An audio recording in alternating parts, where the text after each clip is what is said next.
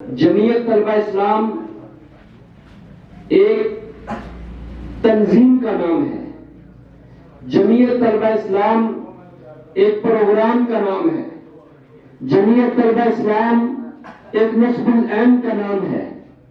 وہ پروگرام، وہ نصب العین کسی نے راتوں رات ہمیں نہیں دیا، کسی نے زبردستی ہمارے ذہنوں میں نہیں پھونسا، کسی لالچ کی بنیاد پہ ہم نے یہ پروگرام نہیں لیا، بلکہ یہ وہ مقدس پروگرام ہے جو حضرات انبیاء علیہ السلام کے پاس آیا، 1.25 لاکھ انبیاء کے پاس آیا، پھر آخر میں آمنہ کے در یتیم محمد مصطفیٰ احمد مجتبیٰ صلی اللہ علیہ وسلم کے پاس آیا اور بذریعہ وحی آیا.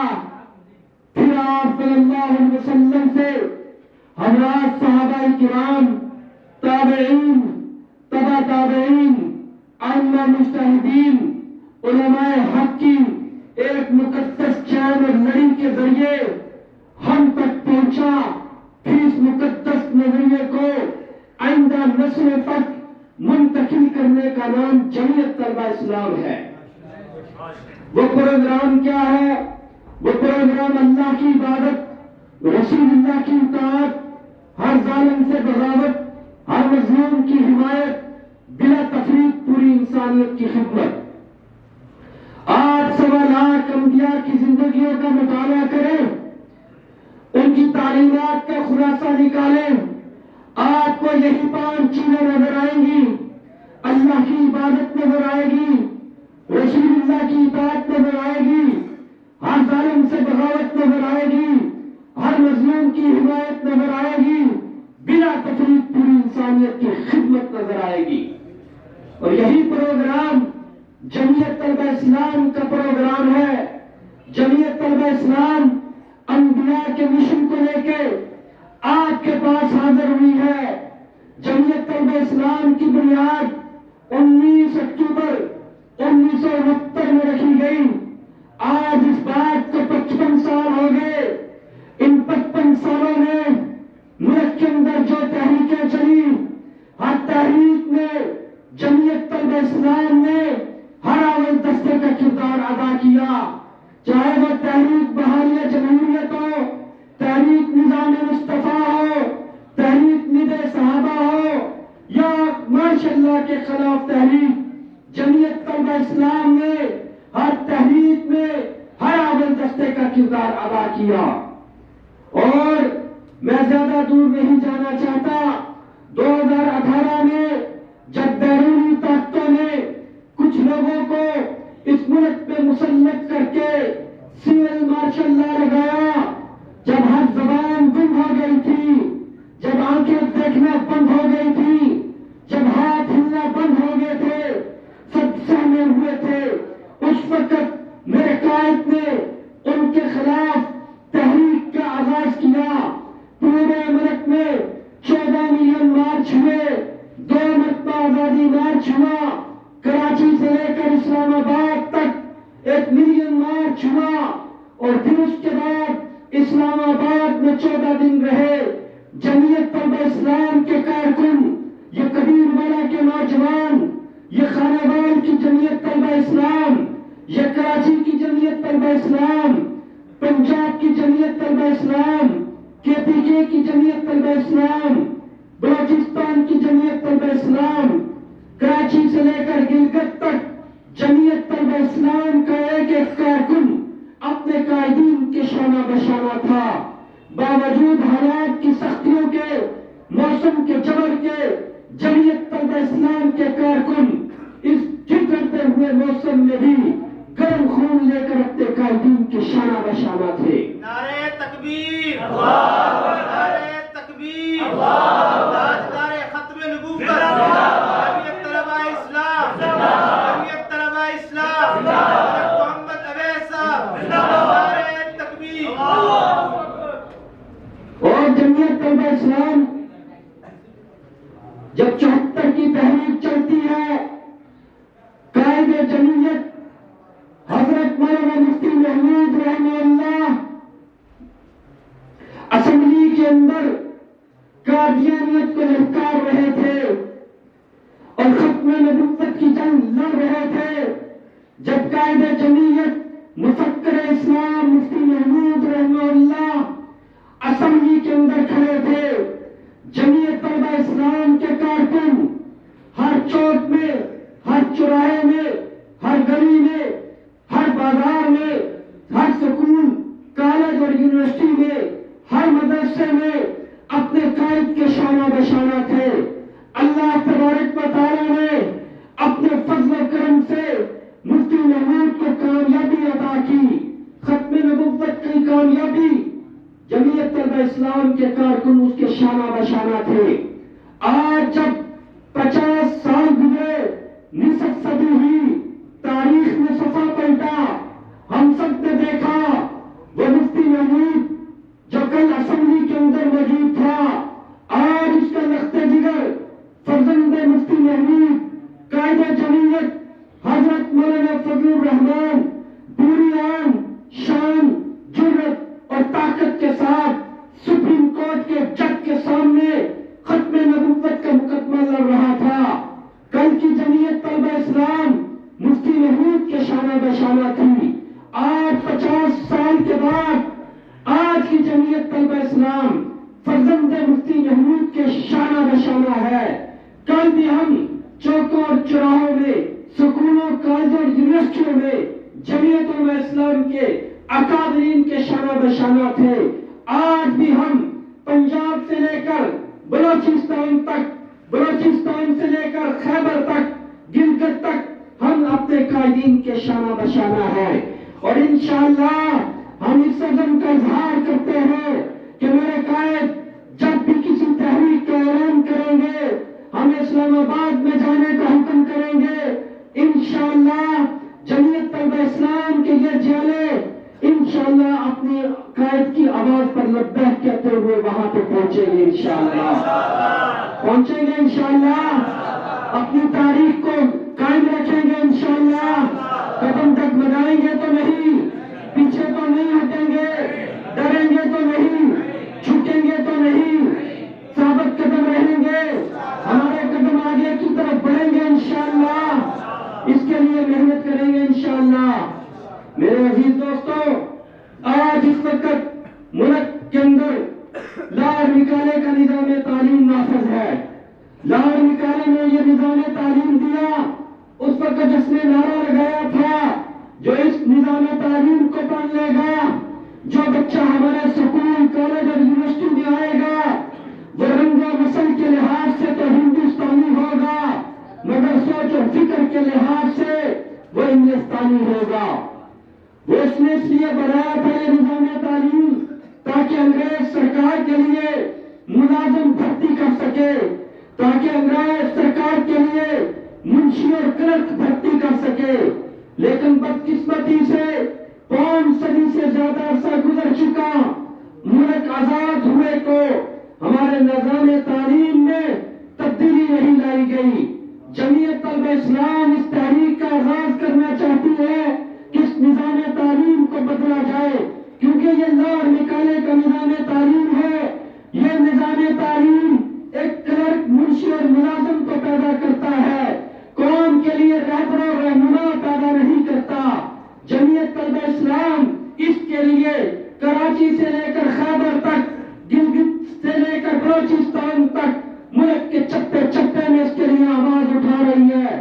آج جیسے نوجوانوں کو بھی دعوت دے رہی ہے کہ ہم نے اس ملک کا نظام تعلیم چینج کرنا ہے اور ایسا اسلامی نظام تعلیم لانا ہے جو ملہ اور مشترک تفریق کو بھی ختم کرتا ہو، جو اس قوم کو رہبر و رہنما بھی مہیا کرتا ہو۔ کیا آپ اس تحریک میں ہمارا حصہ بنیں گے انشاءاللہ؟ اگر اس کے لیے قائد جمعیت نے ہمیں اجازت دی کہ ہم نے اسلام آباد میں دھرنا دینا ہے، کیا آپ ہمارے ساتھ چلیں گے انشاءاللہ؟ لانگ مارچ کا قائدین نے حکم کیا تو اس کے لیے کریں گے انشاءاللہ، ہر فورم پہ آواز اٹھائیں گے انشاءاللہ، اٹھائیں گے انشاءاللہ۔ پھر اٹھا کے دکھاؤ، کون کون اٹھائے گا؟ اٹھاؤ گے انشاءاللہ۔ اور دوسرا ہمارا مطالبہ یہ ہے، کہ اس ملک میں طلبہ یونین پر پابندی ہے. کسی بھی جمہوری ملک میں طلبہ پر پابندی کا کیا مطلب ہے؟ تم نے اس لیے طلبہ یونین پہ پابندی لگائی تاکہ تم اپنی اسمبلیوں کو، اپنے نظام کو اپنے مطابق چلا سکو، اپنی من مرضیاں کر سکو. جمعیت طلبہ اسلام طلبہ یونین سے پابندی اٹھانے کا مطالبہ کرتی ہے. کیا آپ اس تحریک میں بھی ہمارا ساتھ دو گے انشاءاللہ؟ آج یہ پیغام اس پریس کلب پہ کھڑے ہو کے جمعیت طلبہ اسلام کی طرف سے ہے کہ یہ ملک جمہوری ملک ہے. طلبہ یونین پر ایک ڈکٹیٹر نے پابندی لگائی، لیکن اس کے بعد بارہا جمہوری حکومتیں آئیں، لیکن کسی نے طلبہ یونین پہ پابندی نہیں اٹھائی. تو معلوم ہوتا ہے کہ یہ نام کے جمہوری ہے، ان کی سوچ وہی آمرانہ سوچ ہے. ہم اس سوچ کی مذمت کرتے ہوئے مطالبہ کرتے ہیں کہ طلبہ یونین سے پابندی ہٹائی جائے. کیا آپ اس کے لیے ساتھ دیں گے انشاءاللہ؟ اور اس وقت ہمارے ملک کے اندر خصوصاً پنجاب میں فیسوں کے اندر بے تحاشا اضافہ کیا گیا ہے. حالانکہ حکومتی اعداد و شمار یہ ہے، حکومتی دعوے یہ ہے، معیشت مضبوط ہو رہی ہے، مہنگائی کم ہو رہی ہے. بھئی اگر معیشت مضبوط ہو رہی ہے، مہنگائی کم ہو رہی ہے، اگرچہ تمہارا دعویٰ ہے، تو پھر فیسوں میں اضافہ کس لیے؟ وہ اس لیے کہ تاکہ یہ طبقہ، یہ پاکستان کے نوجوان، یہ پنجاب کے نوجوان زیادہ تعلیم حاصل کر کے ہمارے مقابلے میں کھڑے نہ ہو جائیں، تاکہ ان کو شعور نہ آ جائے. تو ہم مطالبہ کرتے ہیں کہ پنجاب کی یونیورسٹیوں سے فیسیں کم کی جائیں. کیا آپ ہمارے اس مطالبے کی حمایت کرتے ہیں؟ میرے عزیز دوستو، تعلیم دینا ریاست کی ذمہ داری ہے، ریاست کی ذمہ داری ہے. نبی پاک صلی اللہ علیہ وسلم جمعے کا خطبہ ارشاد فرما رہے ہیں. آپ نے ارشاد فرمایا کہ کیا حال ہوگا ان لوگوں کو اور ان لوگوں کا جو دیندار ہیں، جو علم رکھنے والے ہیں. انہوں نے لوگوں کو دین کی تعلیم دینا چھوڑ دی، ان کو دانش دینا چھوڑ دی، ان کو نیکی کی طرف بلانا چھوڑ دیا. پھر آپ نے ارشاد فرمایا کیا حال ہوگا ان لوگوں کا جنہوں نے دینداروں کے پاس، تعلیم یافتہ لوگوں کے پاس جا کر تعلیم حاصل کرنا چھوڑ دیا، ان سے دانش حاصل کرنا چھوڑ دیا، ان سے فنون حاصل کرنے چھوڑ دیے ہیں. نبی پاک صلی اللہ علیہ وسلم نے ارشاد فرمایا کہ اگر ان لوگوں نے اپنے رویے کے اندر تبدیلی نہ کی، اگر ان لوگوں نے اپنا طرز عمل چینج نہ کیا، تو میں ان کے لیے دنیا میں سزا مقرر کروں گا.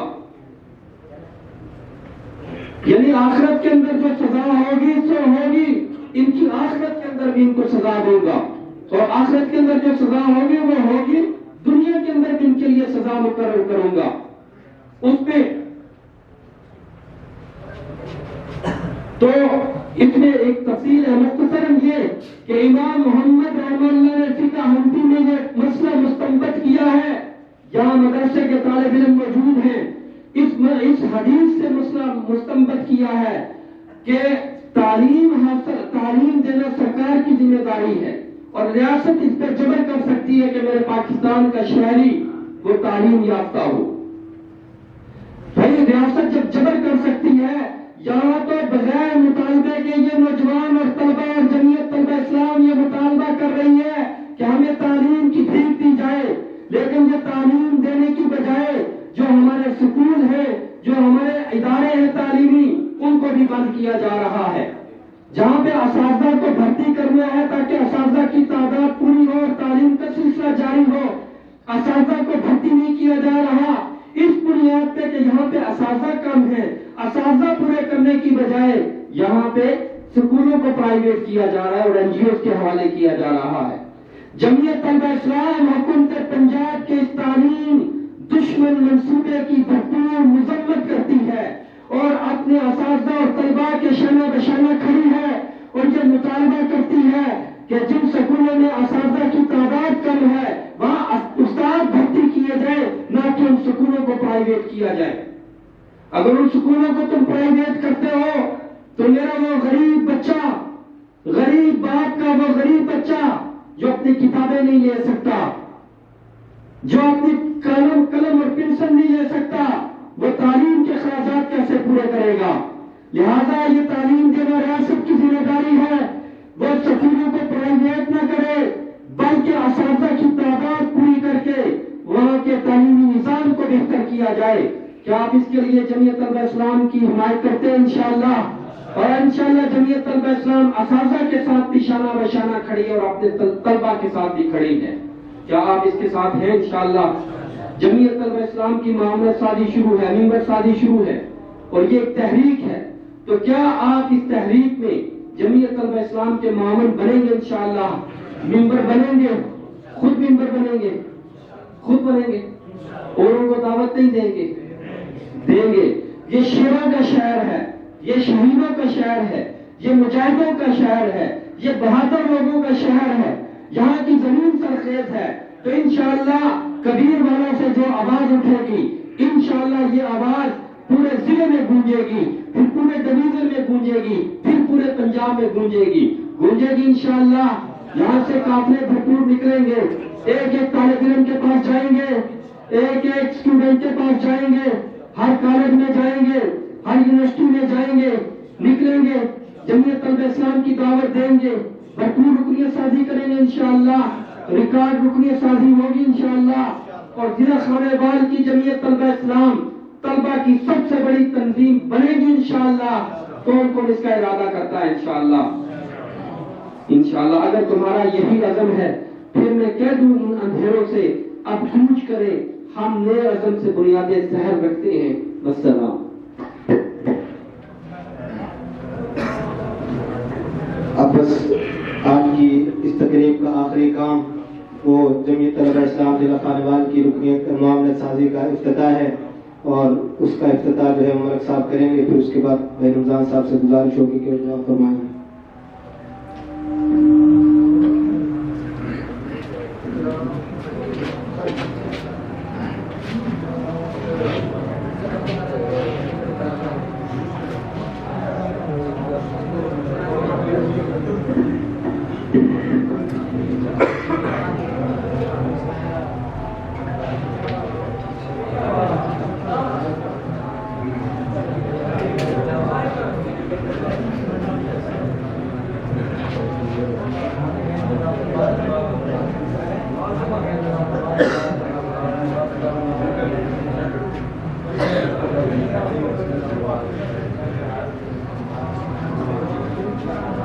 بھائی رمضان صاحب سے گزارش ہے کہ وہ دعا کرائیں اور پروگرام کی افتتاح۔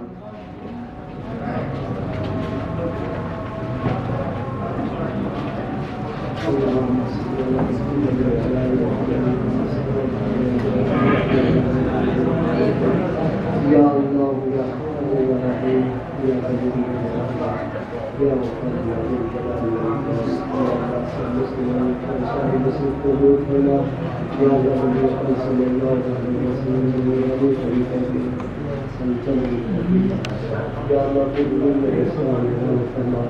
اللهم من أحييته منا فأحيه على الإسلام ومن توفيته منا فتوفه على الإيمان اللهم صل على محمد وعلى آل محمد صليت على إبراهيم وعلى آل إبراهيم إنك حميد مجيد اللهم بارك على محمد